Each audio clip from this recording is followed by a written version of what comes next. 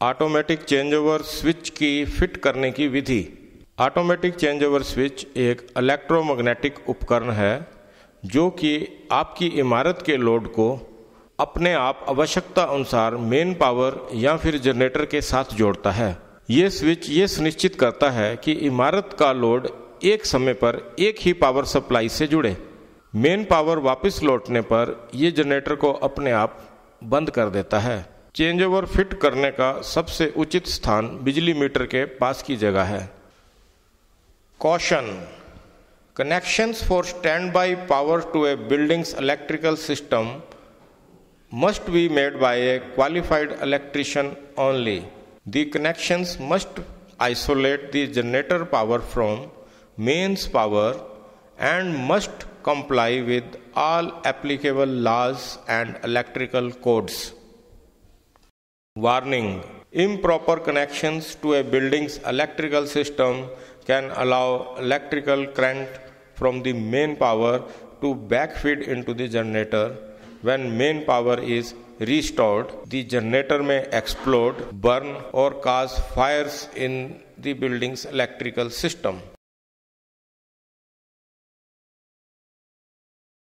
Step number 1, सबसे पहले main switch बंद कर दें। पहले ये फैसला कर लें कि आपको इमारत के कौन कौन से लोड व उपकरण जनरेटर से चलाने हैं। परंतु ध्यान रहे, जोन से भी लोड आप जनरेटर से चलाना चाहते हैं उनका कुल योग जनरेटर की रेटेड क्षमता से थोड़ा कम हो। यदि आप इमारत के पूरे इलेक्ट्रिकल सिस्टम को जनरेटर के साथ जोड़ना चाहते हैं तो ये बहुत आसान है। ये वाले 2 तार जो कि मेन स्विच से बाहर आ रहे हैं इनको खोल लें तथा इनको चेंज ओवर स्विच के कनेक्टर में लोड लिखे स्थान पर कस दें। न्यूट्रल तार न्यूट्रल पर लगाएं तथा फेज वाला तार फेज पॉइंट पर लगाएं। स्टेप नंबर 2, अब 2 तार सही मोटाई तथा लंबाई के लें। इन तारों को मेन स्विच के इन खाली पॉइंट्स पर कस लें। इन तारों के दूसरे सिरे चेंज ओवर स्विच के कनेक्टर पर मेन लिखे स्थान पर कस दें। फेज वायर यानी प्लस को फेज पॉइंट तथा न्यूट्रल वायर यानी माइनस को न्यूट्रल पॉइंट पर लगाएं। स्टेप 3, अब फैसला करें कि आप जनरेटर कहां रखकर चलाना चाहते हैं।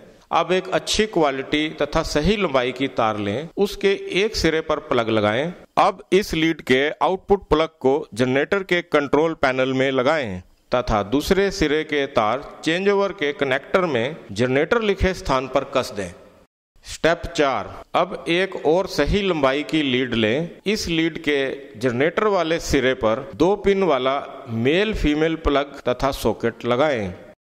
अब इस लीड का एक तार जनरेटर के साथ अर्थ करें यानी बॉडी पर कहीं भी कस दें तथा लीड का दूसरा तार जनरेटर की इग्निशन वायर पर लगाएं। इस लीड के दूसरे सिरे के तार चेंज ओवर स्विच के कनेक्टर में इग्निशन लिखे स्थान पर लगाएं।